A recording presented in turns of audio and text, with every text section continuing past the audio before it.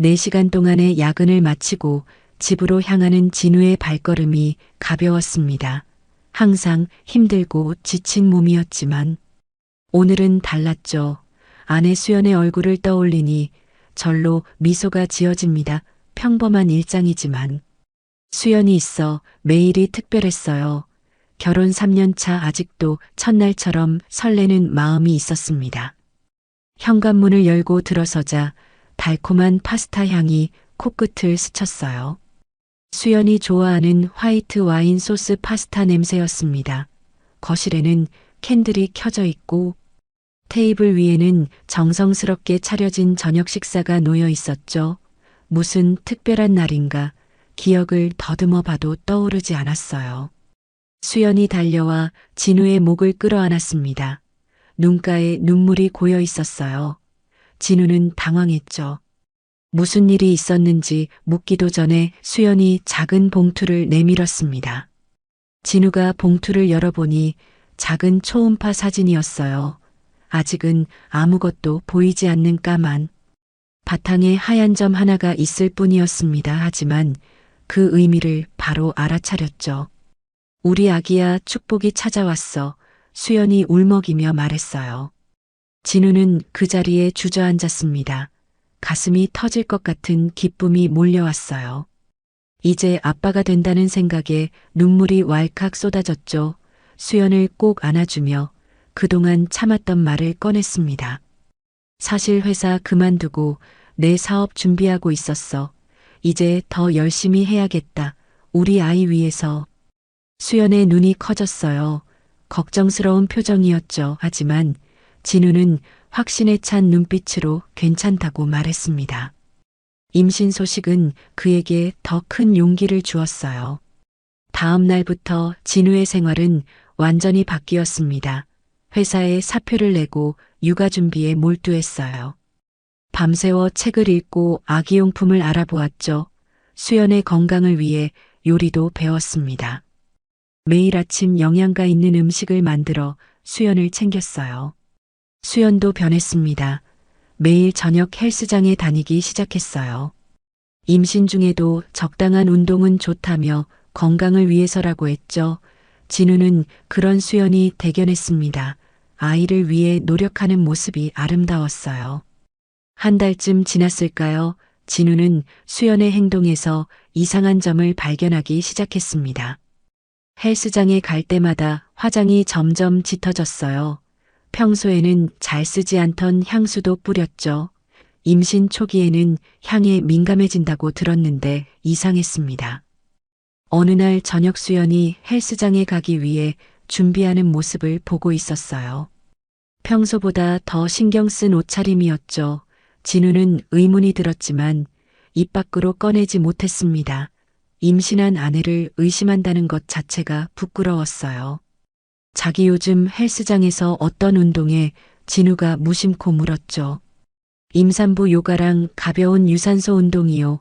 트레이너가 도와줘서 안전하게 하고 있어요. 수연이 웃으며 대답했습니다. 트레이너가 남자예요. 여자예요. 진우의 질문에 수연이 잠시 멈칫했어요. 남자예요. 근데 왜 물어보는 거예요? 의심하는 거예요. 진우는 급히 아니라고 손사래를 쳤습니다. 그저 궁금했을 뿐이라고 말했어요. 하지만 그날 밤 처음으로 수연의 휴대폰이 궁금해졌죠. 잠든 수연 옆에서 진우는 양심의 가책을 느꼈습니다. 하지만 마음속 불안을 떨칠 수 없었어요. 조심스럽게 수연의 휴대폰을 들었죠. 다행히 비밀번호는 진우의 생일이었습니다. 메시지함을 열었어요. 대부분 친구들과의 대화였죠. 그러다 성훈이라는 이름이 눈에 띄었습니다. 진우의 오랜 친구이자 수연을 소개해준 사람이었어요. 메시지를 열어보니 가슴이 철렁 내려앉았습니다. 오빠랑 있는 시간이 제일 좋아. 오늘도 8시에 만나요. 진우는 믿을 수 없었어요. 수연이 성훈을 만나고 있다니. 그것도 오빠라고 부르며 게다가 임신 중인 몸으로 혹시 착각인가 싶었죠. 잠든 수연의 얼굴을 바라보았습니다. 평화롭게 잠든 모습이 너무나 순수해 보였어요. 다음 날 진우는 수연에게 아무것도 묻지 않았습니다. 마음속으로는 폭풍이 몰아치고 있었지만 겉으로는 평소와 같은 모습을 유지했어요. 수연이 저녁에 헬스장에 간다고 했을 때도 그저 조심히 다녀오라는 말만 했죠. 수연이 집을 나서자마자 진우는 차를 몰고 뒤를 밟았습니다. 수연은 헬스장 방향이 아닌 반대편으로 향했어요. 30분쯤 달려 한 카페 앞에 멈췄죠. 창가에 앉아 누군가를 기다리는 수연의 모습이 보였습니다. 얼마 지나지 않아 성훈이 나타났어요. 두 사람은 반가운 듯 포옹했죠. 진우는 차 안에서 주먹을 불끈 쥐었습니다. 그래도 아직은 단정 지을 수 없었어요. 오랜 친구가 만날 수도 있는 일이었죠. 하지만 진우의 마음이 무너진 건 다음 날이었습니다. 수연이 다시 헬스장에 간다고 했을 때 진우는 직접 그 헬스장을 찾아갔어요. 하지만 도착한 곳은 1년 전에 이미 폐업한 상태였죠. 간판만 남아있을 뿐 텅 빈 공간이었습니다.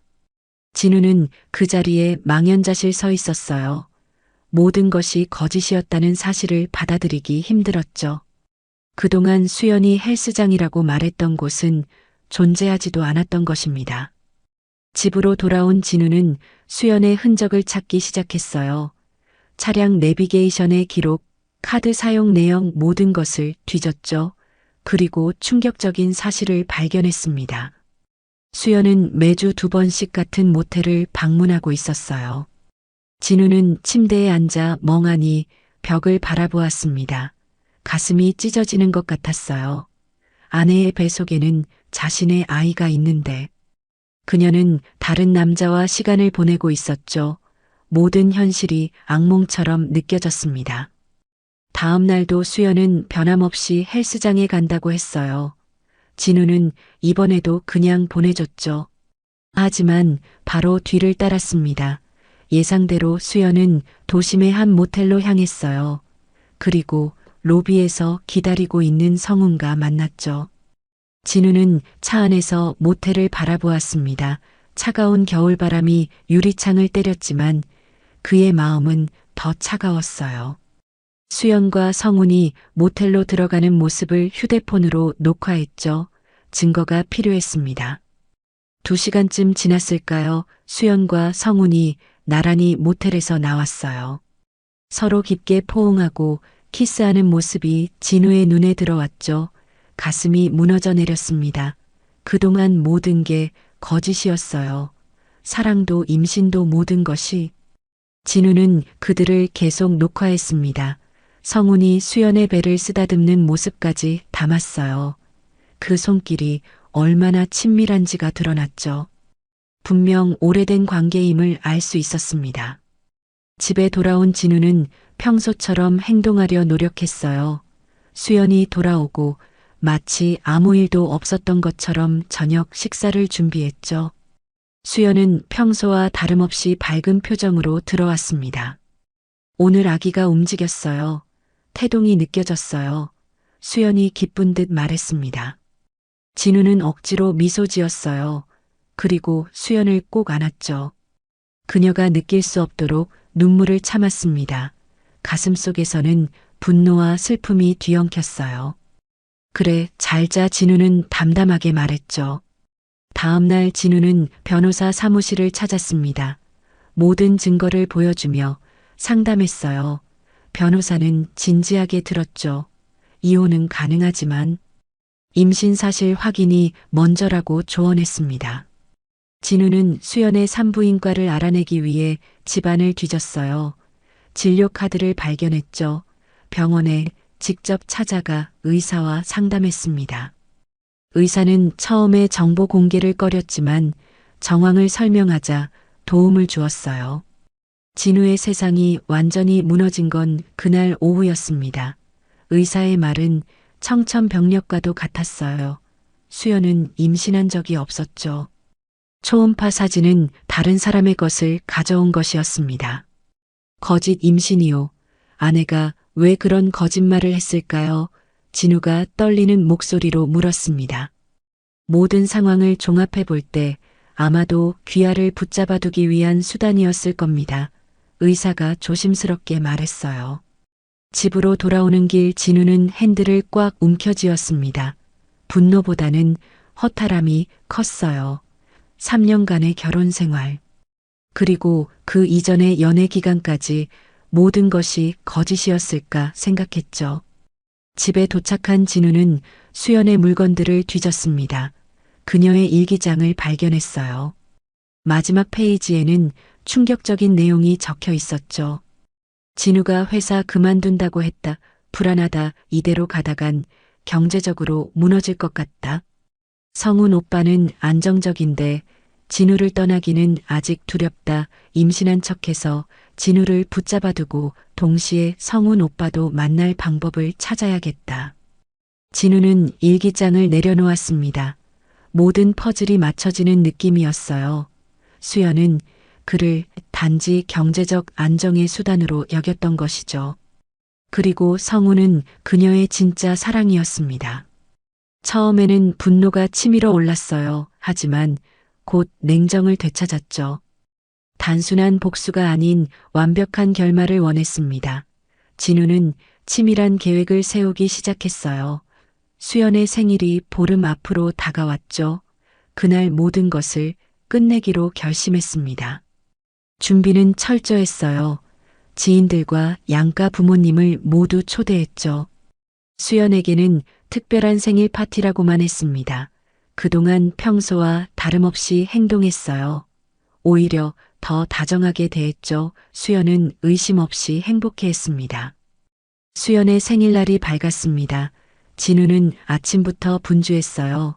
케이크를 주문하고 집을 꾸몄죠. 수연은 기대에 부풀어 있었습니다. 오랜만에 양가 부모님과 친구들이 모이는 자리라 설렜어요. 저녁 7시 초대된 사람들이 하나둘 모이기 시작했습니다. 성훈도 자연스럽게 초대했어요. 그는 약간 불안한 기색이었지만 진우가 평소와 다름없이 대하자 안심한 듯 했죠. 식사가 끝나고 케이크를 자르기 전 진우가 일어섰습니다. 모두의 이목이 집중됐어요. 그는 와인잔을 들고 말했죠. 오늘은 특별한 날입니다. 수연이의 생일이기도 하지만 우리 모두에게 진실을 말하는 날이기도 하죠. 수연이 의아한 표정을 지었어요. 하지만 곧 진우가 리모컨을 들어 거실에 큰 TV를 켰습니다. 화면에는 수연과 성훈이 모텔에서 나오는 장면이 나왔어요. 이어서 병원 진단서가 화면에 떠올랐죠. 수연의 얼굴이 백지장처럼 변했습니다. 그 아이는 없었죠. 진우가 차분하게 말했어요. 수연이 임신한 적이 없다는 진단서를 보여주며 말했습니다. 방안이 순식간에 얼어붙었어요. 수연의 어머니가 먼저 소리쳤죠. 이게 무슨 말이니 우리 손주는. 모두 충격에 빠졌습니다. 성우는 자리에서 일어나 도망치듯 나갔어요. 수연은 그 자리에 무릎을 꿇고 앉았죠. 진우를 올려다보는 눈에는 공포와 후회가 가득했습니다. 왜 그랬어요? 진우가 물었습니다. 목소리가 떨렸어요. 수연은 대답하지 못했죠. 그저 흐느낄 뿐이었습니다.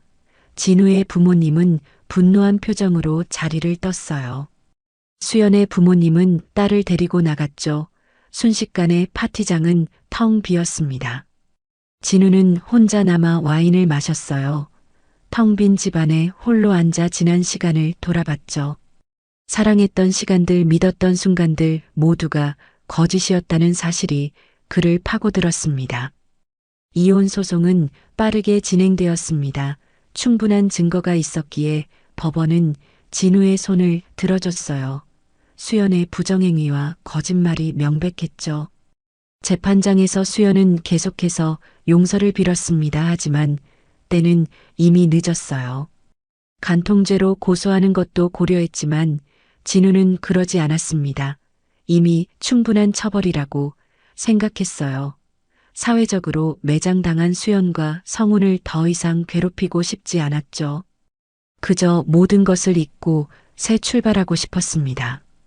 퇴사 후 진우가 준비하던 사업은 예상보다 잘 풀렸어요. 온라인 쇼핑몰 사업이 궤도에 올랐죠.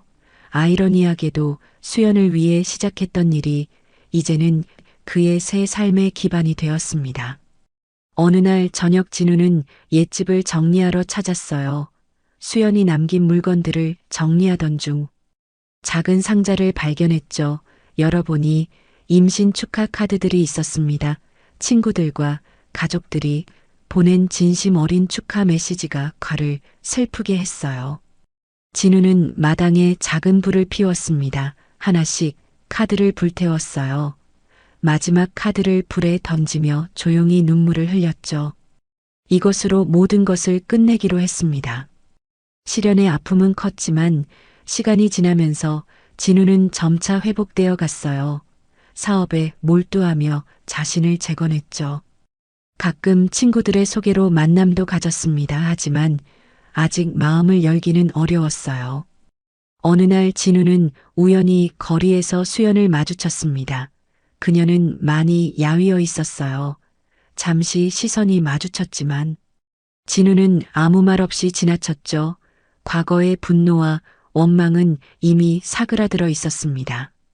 그저 낯선 사람을 보는 것 같은 감정이었어요. 1년이 지났습니다. 진우의 사업은 더욱 번창했어요. 직원도 10명이 넘게 늘었죠. 오피스도 강남으로 옮겼습니다. 겉보기에는 완벽한 성공 가도를 달리고 있었어요. 하지만 밤이면 찾아오는 공허함은 어쩔 수 없었습니다. 처음에는 아이가 없는 삶이 허전할 거라 생각했어요. 하지만 이제는 다른 공허함이었죠. 함께 나눌 사람이 없다는 외로움이었습니다. 어느 주말 진우는 오랜만에 바이크를 꺼냈어요. 대학 시절부터 타던 것이었죠. 수연은 위험하다며 타지 말라고 했었습니다. 그래서 결혼 후에는 창고에 넣어두었어요. 헬멧을 쓰고 오토바이에 시동을 걸었습니다. 익숙한 엔진 소리가 그를 반겼어요. 과거의 자유로움이 되살아나는 느낌이었죠. 도로 위를 달리는 동안 진우는 오랜만에 평화를 느꼈습니다. 바닷가에 도착한 진우는 잠시 바다를 바라보았어요. 파도가 밀려오고 다시 나가는 모습이 인생과도 같았죠. 슬픔도 결국은 지나가는 것임을 깨달았습니다. 축복은 나한테 온 게 아니었어. 이제야 진짜 나를 위한 시간이 온 거야. 진우는 중얼거렸어요. 다시 오토바이에 올라탄 진우의 눈빛에는 단호함과 자유가 깃들어 있었습니다. 이제 더 이상 과거에 얽매이지 않기로 했어요. 누군가를 위한 삶이 아닌 자신을 위한 삶을 살기로 했죠. 진우는 엔진에 시동을 걸었습니다. 바다를 뒤로하고 달리기 시작했어요. 어디로 가는지는 중요하지 않았죠. 그저 앞으로 나아가는 것, 그것만이 중요했습니다. 어둠이 내리기 시작했지만 진우의 앞길은 밝았어요. 상처는 아직 남아 있었지만 이제는 그 상처마저 자신의 일부로 받아들였죠. 배신당한 남편이 아닌 한 명의 온전한 사람으로 살아가기로 다짐했습니다. 바람을 가르며 달리는 진우의 얼굴에 미소가 번졌어요. 이제 비로소 진정한 자유를 느꼈습니다. 새로운 시작. 진정한 축복은 바로 지금 이 순간이었죠.